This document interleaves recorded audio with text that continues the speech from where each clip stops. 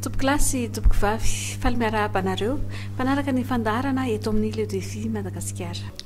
Amin'ity anio ity dia hiresaka kely ny fetin'ny mpifankatia sy ny fomba malagasy isika. Nefa alohan'ny hiresantsika izany dia andehantsika aloha hianaraka hirairay iarahana amin'ny Melikisy Njakatiana.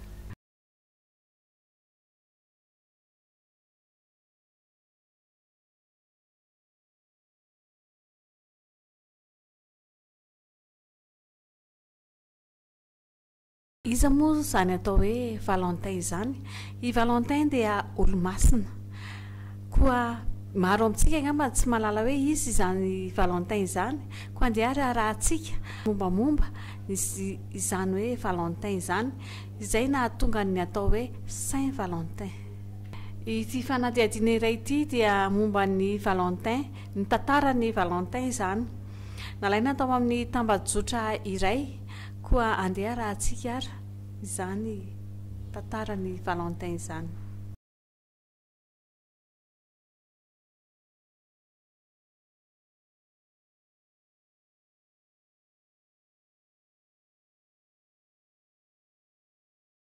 Amin'izao Saint Valentin izao na ny andron'ny mpifankatia dia maro ireo mankalaza izany. Tsy voatery hoe olon-droa mpifankatia ihany no afaka maneho izany fifankatiavana izany, fa eo ihany koa ny zanaka sy ray aman-dreny na ny mpivady na ny mpifankatia vao mifamofo na ny efa olon-dehibe afaka maneho izany fety izany avokoa. Izany hoe afaka atao isan'andro mifety eo amin'ny mpivady na mpifankatia, kanefa fanamariana manamarika izany hoe fifankatiavana izany.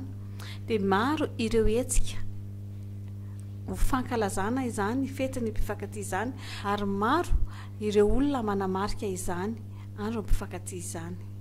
Andeha anaraka sombisombiny kely amin'izany ary isika.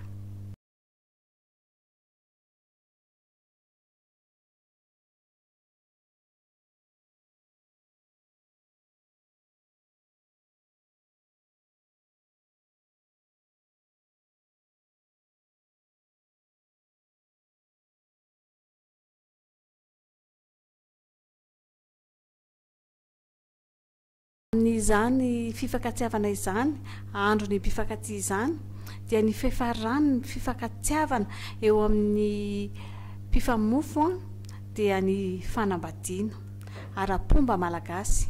Koa amin'izany ara-pomba malagasy izany dia misy ny kabary malagasy izay atao rehefa tonga ny fotoana fifamofoana. Koa ny tenaka moa dia pikabary, koa andeha anaraka sombisombiny kely amin'ny kabary malagasy amin'ny fifamofoana isika.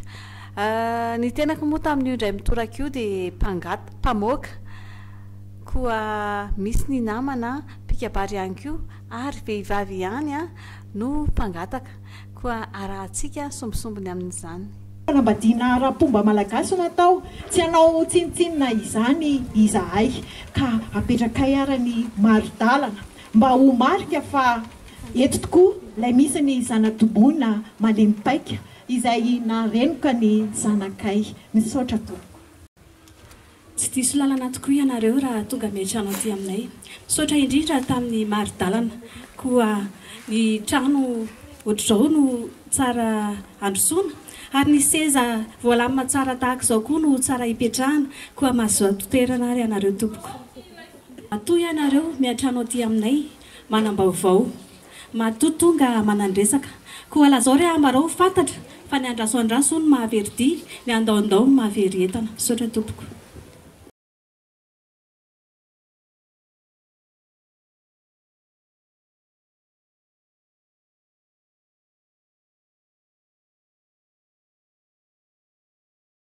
Zay no ela tompoko lahy, zay no ela tompoko vavy.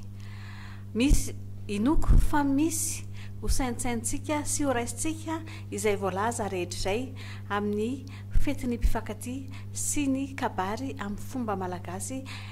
Tsy mivoana eo amin'ilay fifankatiavana sy androny mpifankatia ny zavatra izay naseho teo.